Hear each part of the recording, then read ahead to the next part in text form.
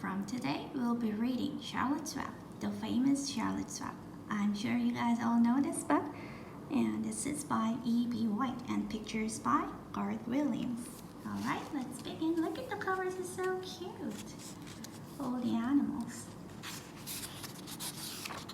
Okay. Skip this.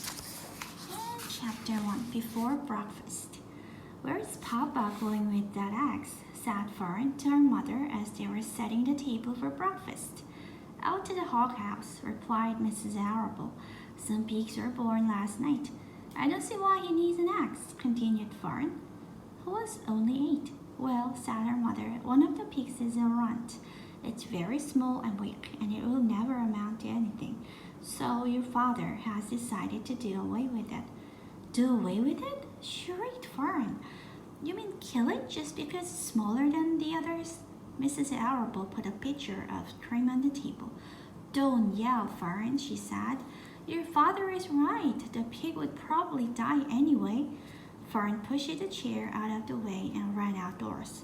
The grass was wet and the earth smelled of springtime.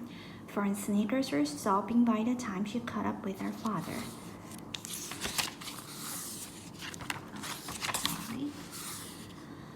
Please don't kill it, she sobbed. It's unfair. Mr. Arable stopped walking. Fern, he said gently, you will have to learn to control yourself. Control myself? Yelled Fern. This is a matter of life and death, and you talk about controlling myself.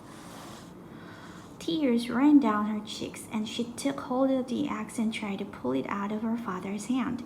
Fern, said Mr. Arable, I know more about raising a litter of pigs than you do. A weakling makes trouble. Now run along. But it's unfair, cried Fern. The pig couldn't help being born small, could it? If I had been very small at birth, would you have killed me? Mr. Arable smiled. Certainly not, he said, looking down at his daughter with love. But this is different. A little girl is one thing, a little runty pig is another.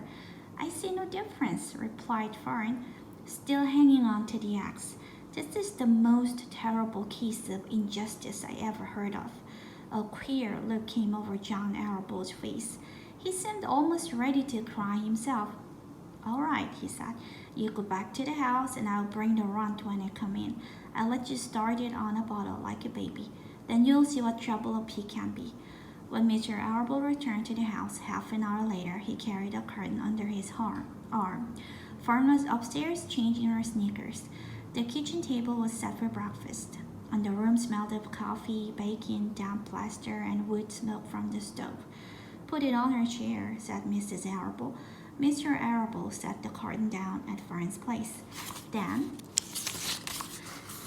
he walked to the sink and washed his hands and dried them on the roller towel.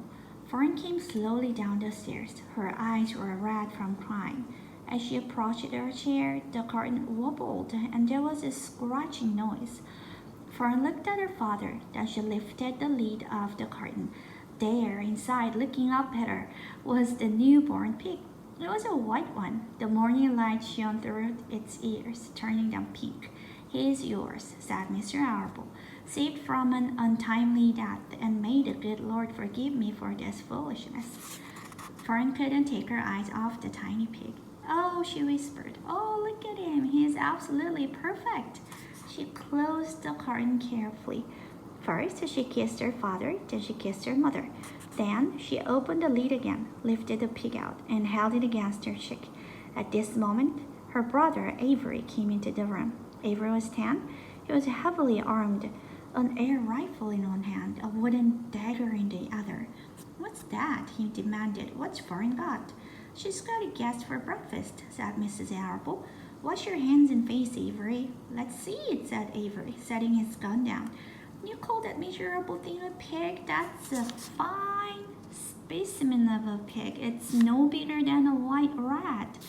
Wash up and eat your breakfast, Avery, said his mother. The school bus will be along in half an hour. Can I have a pig too, Pop? Asked Avery. No, I only distribute pigs to early risers, said Mr. Arable.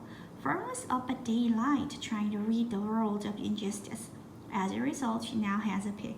A small one, to be sure, but nevertheless a pig. It just shows what can happen if a person gets out of bed promptly. That's it. But Fern couldn't eat until her pig had had a drink of milk. Mrs. Arable found the baby's nursing bottle and rubber nipple. She poured warm milk into the bottle, fitted the nipple over the top, and handed it to Fern. Give him his breakfast, she said. A minute later, Fern was seated on the floor in the corner of the kitchen with her infant between her knees, teaching it to suck from the bottle. The pig, although tiny, had a good appetite and caught on quickly. The school bus honked from the road.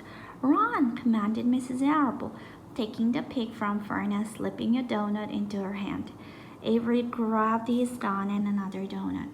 The children ran out to the road and climbed into the bus.